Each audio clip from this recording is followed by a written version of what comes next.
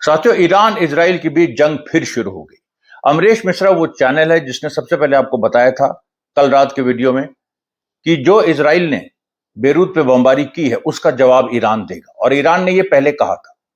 अब देखिए, बहुत ही कॉम्प्लेक्स पिक्चर उभर के सामने आ रही है। ईरान ने कई एयर स्ट्राइक्स इजराइल पे कर दी हैं, इजराइल ने जवाबी हमला ईरान पे किया है, और अब सबसे बड़ा सवाल यह है कि क्या यह जंग अमेरिका को भी समेटेगी। और यहां पर प्रेसिडेंट ट्रंप का जो बयान आया, प्रेसिडेंट ट्रंप ने कहा कि हमने नेतन्याहू से यह बोला है ईरान और इजराइल के बीच कुछ दिन स्ट्राइक चलती रहे, अमेरिका इसमें इन्वॉल्व नहीं होगा। प्रेसिडेंट ट्रंप ने यह भी कहा कि जो बेरूत पे शुरू में इजराइल ने हमला किया पहला, उसमें अमेरिका नहीं शामिल था। प्रेसिडेंट ट्रंप ने यह भी कहा है कि कुछ दिनों तक ये जो ईरान इजराइल के बीच है ये झड़पें चलती रहे, लेकिन अगर ईरान से अग्रीमेंट अमेरिका का होता है तो नेतन्याहू को सुनना पड़ेगा। In fact, in exact words president Trump said that I am the boss, Netanyahu will do what I से। अब ये क्या खेल है? देखिए, इसमें अमेरिका इजराइल का कोई नया गेम है, क्योंकि ईरान और इजराइल में जंग चलेगी, अमेरिका उससे दूर रहेगा फिलहाल, और जंग मतलब एयर स्ट्राइक्स की बात हो रही है, दोनों तरफ से missile strike, air strike. America उससे दूर रहेगा, उसको एक तरह से उसका क्या रेफरी बना रहेगा या ऑब्जर्वर रहेगा, यह महत्वपूर्ण सवाल है। या जरा सा कुछ ज्यादा एस्केलेशन होता है तो उसमें अमेरिका हस्तक्षेप करेगा। लेकिन यह करा ही गया, मुझे लगता है अमेरिका द्वारा, कि ईरान को एक टेस्ट या ईरान को कहीं फंसाया जाए ताकि अग्रीमेंट हो सके, और फिर अग्रीमेंट जब हो तो उसमें ईरान को कुछ दबाया जा सके।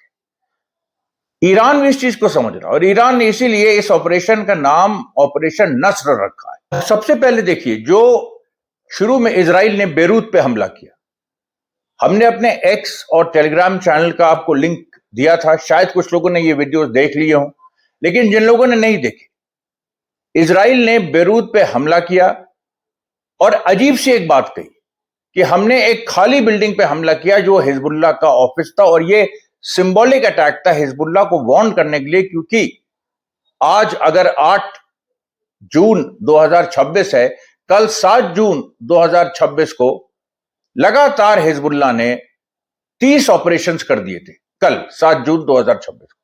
तो इजराइल ने कहा कि हमने एक सिंबॉलिक स्ट्राइक की कल शाम को, लेकिन उस सिंबॉलिक स्ट्राइक में 2 बेरूत के सिटीजन्स मारे गए और कई घायल हुए। और मैंने कल एक्स में अपने एक ट्वीट पे पहले ही कह दिया था कि ईरान कल रात को ही हमला करेगा, और तुरंत जो सुप्रीम नेशनल काउंसिल है ईरान की, जो सिक्योरिटी मैटर्स को डील करती है, उसकी तुरंत बैठक हुई, और उसमें मुश्तबा खामनेई का जो एक दिशा निर्देश है, unity of all resistance fronts, यानी सारे रेजिस्टेंस फ्रंट्स की एकता, जिसके बारे में मैं बहुत बात भी करता रहा, उसको इन्वोक किया गया, और फिर यह तय हो गया कि अब ईरान स्ट्राइक करने वाला है। उधर IRIB, जो एक तरह से ईरान का दूरदर्शन आप उसको कह सकते हैं, उसमें भी लोग आके कहने लगे, जो ब्रॉडकास्टर्स हैं ऑफिशियली, कि अब ट्रू प्रॉमिस 5 शुरू करना चाहिए, क्योंकि ट्रू प्रॉमिस नाम से अभी तक ईरान और इजराइल में, और जो इजराइल अमेरिका वर्सेस ईरान था, वो सब ट्रू प्रॉमिस के नाम से ईरान की तरफ ऑपरेशन लॉन्च होते थे। लेकिन एक्चुअली जो हुआ, जो ईरान ने लॉन्च किया, उसका नाम रखा गया ऑपरेशन नस्र, ऑपरेशन विक्ट्री। फिर देखिए, ईरान ने अपना लॉन्च कर दिया, अपने मिसाइल्स लॉन्च कर दिए, और ये कहां कहां से हुए? करमनशाह, उर्मिया, तबरीज और कराच, इन 4 इलाकों से ईरान ने मिसाइल लॉन्च की इजराइल की तरफ। जनता सड़क पे आ गई, और जैसे जैसे मिसाइल उड़ रही थी, अद्भुत नजारा था, जनता नारे लगा रही थी। ईरान का सबसे पहला हमला रमत डेविड, जो इजराइल का एयरबेस है, जहां से बेरूत पे हमला हुआ था, वहीं पर ईरान ने मार दिया। और रमत डेविड में कम से कम 2 या 3 ईरान की मिसाइलें इंटरसेप्ट हुई, लेकिन जो बाकी मिसाइलें थी, दे गॉट थ्रू, वो एक तरह से इजराइल के एयर डिफेंस सिस्टम्स को चीर के वो सीधे रमत डेविड पे लगी। हम जैसे जैसे जो हुआ आपको उसी ऑर्डर में बता रहे हैं। इसके तुरंत बाद इराक की तरफ से बयान आया। जी हां, इराकी रेजिस्टेंस ने कहा अगर अमेरिका ने इस जंग में दखल दी तो जो अमेरिकन बेसिस हैं इराक के आसपास, वहां पर हम मारना शुरू कर देंगे। और 40 दिन की जंग के दौरान हमें पता है कैसे न केवल अमेरिकन बेसिस जो इराक के अंदर है उस पर इराकी रेजिस्टेंस ने मारा, बल्कि जो अमेरिकन एम्बेसी बगदाद की उस पर भी मारा। और गजब बात तो यह है कि जैसे ही इराकी रेजिस्टेंस ने यह बयान दिया, ट्रंप का बयान आया कि जो बेरूत में हमले हुए हैं जो इजराइल ने किए हैं उसमें अमेरिका का हाथ नहीं है। फिर रमित डेविड एयरबेस पे तो इजराइल द्वारा छोड़ी गई मिसाइलें लगी, उसके साथ साथ उत्तरी इजराइल के भी कई इलाकों में धमाके सुनाई पड़े। इसमें से कुछ धमाके ऐसे थे जो इरानियन मिसाइल्स को इंटरसेप्ट करने के लिए जो इजरायली एयर डिफेंस ने अपनी मिसाइल छोड़ी थी वो थी, लेकिन ज्यादातर इसमें उत्तरी इजराइल में तबाही, जिन मिसाइल्स ने तबाही मचाई वो ब्लास्ट सुनने को मिले। अब इसके बाद इजराइल ने अटैक किया ईरान पे पहली बार कल रात को, और जहां जहां से ईरान ने अपनी मिसाइल्स लॉन्च की थी, करमनशाह, तबरेज, उर्मिया, कराज, सब जगह इजराइल ने मारा। और उसके साथ साथ इस्फहान के भी एक कॉम्प्लेक्स पे एयर स्ट्राइक की। उधर ईरान ने एक और वेव चलाई और उससे जेरूसलम के एक इलाके पे बड़ा धमाका हुआ, और साथ साथ बेत शिमीश जो सेंट्रल इजराइल में है, यानी जेरूसलम और सेंट्रल इजराइल में भी ईरान ने मारना शुरू कर दिया, जबकि शुरुआती दौर में उसने नॉर्थ इजराइल पे केंद्रित किया। तो ये एक जो डेवलपमेंट है ये दिखा रहा है कि ईरान की तैयारी पूरे इजराइल पे स्ट्राइक करने की थी। वो पहले से ईरान तैयार था, उसे यह भी पता था कि इजराइल काउंटर अटैक करेगा, तो इसलिए ईरान के एयर डिफेंसेस पहली बार इतनी जबरदस्त तरीके से एक्टिवेट हुए। कई इजरायली मिसाइलें पहली बार ईरान ने इंटरसेप्ट की। इधर ईरान ने सेंट्रल इजराइल में बीर शिबा पे भी मार दिया, और इजराइल यहां पर कमजोर होता दिखा, क्योंकि इजराइल उसी के हिसाब से जो एक पहले स्ट्राइक इजराइल ने जो की थी उसके बाद दूसरी स्ट्राइक कल रात को करने में उसने बहुत देर लगाई, लेकिन अल्टीमेटली उसने जब किया तो एक करुणा पेट्रोकेमिकल सेंटर है ईरान का जो कि माह शहर में, वहां पर एक ही इजराइल की मिसाइल लग पाई, उस फैसिलिटी को नुकसान हुआ, हालांकि जान का नुकसान नहीं हुआ, वहां के सारे वर्कर्स पहले ही इवैक्यूएट कर लिए गए। फिर देखिए बड़ा इंटरेस्टिंग, सऊदी अरेबिया और जॉर्डन में धमाके हुए। अब जॉर्डन के धमाके तो इजराइल ने किए, इजराइल ने जॉर्डन पर भी मारा, लेकिन सऊदी अरेबिया पे ऐसा लग रहा था कि यमन ने स्ट्राइक की और यमन इस जंग में कूदने वाला है। फिर जो इजराइल की स्ट्राइक वेस्ट बैंक के कुछ सेटलमेंट्स पे हुई थी, यानी जेरूसलम के आसपास, वहां से खबरें आने लगी कि पहली कैजुअलिटीज इजराइल की, 3 इजरायली जख्मी हुए और करीब 11 उसमें से गायब हैं। गायब मतलब वो लोग अपनी जान बचा के भागे और अभी तक पुलिस उनको ट्रेस नहीं कर पाई।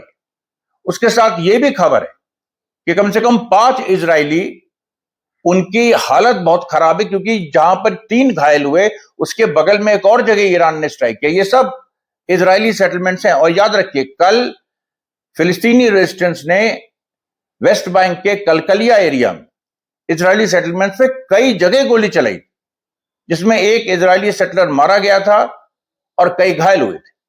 उसी के आसपास ईरान ने बम्बार्डमेंट कर दी।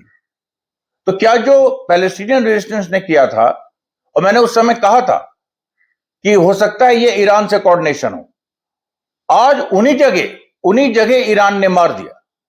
बड़ा नुकसान इजराइल का हुआ है। और फिर एक नया टिट फॉर टैट शुरू हुआ। इजराइल ने कुछ ईरान की रडार साइट्स पर हमला किया, तो उसके बदले में ईरान ने इजराइल की नेवतीम और तेल नौफ, ये जो 2 उनके इंपॉर्टेंट मिलिट्री फील्ड्स हैं जहां से उनके मिलिट्री जहाज उड़ान भरते हैं, और ऐसी खबर आ रही है कि जो ईरान के ऊपर जो मिसाइल स्ट्राइक हुई वो कई एयर टू सरफेस थी, यानी हवाई जहाज ने मिसाइल छोड़ी, इजरायली हवाई जहाजों ने ईरान की टेरिटरी में। दूसरी खबर भी आ रही है कि पहली बार ईरान जो सरफेस टू सरफेस मिसाइल छोड़ता था या सरफेस टू एयर मिसाइल छोड़ता था, कुछ ईरानी प्लेन्स भी एयरबॉर्न थे। और ये शुरू से, जब से इजराइल ने बेरूत पे हमला किया तब से वो तैयारी कर रहे थे वो शाम को ही खबर आ गई थी कि ईरानी कुछ प्लेन्स दिखाई पड़े इराकी एयर स्पेस पे, और इराकी एयर स्पेस का भी इस्तेमाल इजराइल ने किया ईरान पे हमले के लिए। तो ईरान के जो प्लेन्स हैं उन्होंने इराकी जो जहां से इजरायली मार रहे थे वहां पर बम्बार्डमेंट कर दिया। पहली बार हुआ है कि ईरान के प्लेन्स हवा में आए, हालांकि जो 40 दिन की जंग थी, ट्रू प्रॉमिस 5, उस दौरान भी एक F-5 ईरान के जहाज ने कहर मचा दिया था जब वो कुवैत के एयर स्पेस में घुस गया था। लेकिन ये जो निवातीम और तेल नौफ पे जो ईरान ने मारा, ये बहुत ही स्ट्रैटेजिक था। इससे इजराइल जो और बड़ी स्ट्राइक्स करने की कोशिश कर रहा था ईरान पे, वो बिल्कुल प्रभावित हो गए। ग्लोबल मार्केट्स बड़ी जबरदस्त तरह से रिएक्ट किए हैं जो हो रहा है। स्टॉक जो ग्लोबल स्टॉक मार्केट्स हैं कई जगह उनमें गिरावट आई है, जबकि तेल के दाम फिर से चढ़ने लगे। अभी एग्जैक्ट नहीं पता, लेकिन 95 to 100 डॉलर्स अ बैरल ये जो क्रूड ब्रेंट है उसकी प्राइस शायद पहुंच गई। इधर यमन ने एक बयान दे दिया और यह कहा है कि हम रेड सी बंद कर रहे हैं इजराइल के लिए। अब यहीं पर देखिए एक बड़ा दिलचस्प पहलू है, क्या बाब अल मंदाब स्ट्रेट यमन बंद करने जा रहा है? अभी जो उसका बयान आया वो ये है कि रेड सी हम बंद कर रहे हैं इजरायली शिप्स के लिए। अभी ये बयान नहीं आया है कि बाब अल मंदाब स्ट्रेट हम बंद कर रहे हैं। जैसे तंगे हुर्मुज ईरान ने बंद किया, उसी तरीके से बाब अल मंदाब या तंगे बाब अल मंदाब हम बंद कर देंगे। ये एग्जैक्ट स्टेटमेंट नहीं आया, लेकिन ये आ गया है कि रेड सी से हम कोई भी इजरायली जहाज गुजरने नहीं देंगे। यह यमन का बयान आ गया है। जो सऊदी अरेबिया पे हमला हुआ, सऊदी अरेबिया में जो अमेरिकन बेस है उस पर जो हमला हुआ, वहां भी यमन के हाथ होने की शंका है। फिर उसके बाद सीरिया और इराकी रेजिस्टेंस, ये इराकी रेजिस्टेंस का दूसरा बयान आया जिसमें उसने कहा कि अमेरिका अगर दूर रहता है फिर भी जो इजरायली ठिकाने आसपास के उन पे हम स्ट्राइक करेंगे। सीरियन रेजिस्टेंस का बयान आया कि जो इजरायली ठिकाने आसपास के हम उन पे स्ट्राइक करेंगे। और ऐसे देखिए, जो मुश्तबा खामनेई ने कहा था कि एक जंग जल्दी होगी जिसमें सारे रेजिस्टेंस फ्रंट की यूनिटी होगी, वो हमारे सामने है। तो आज का प्रसारण यहीं तक। जैसे जैसे घटनाएं होती जाएंगी हम आपको बताते जाएंगे, न्यूज भी देंगे, एनालिसिस भी करेंगे। तब तक के लिए धन्यवाद साथियों, बहुत बहुत धन्यवाद।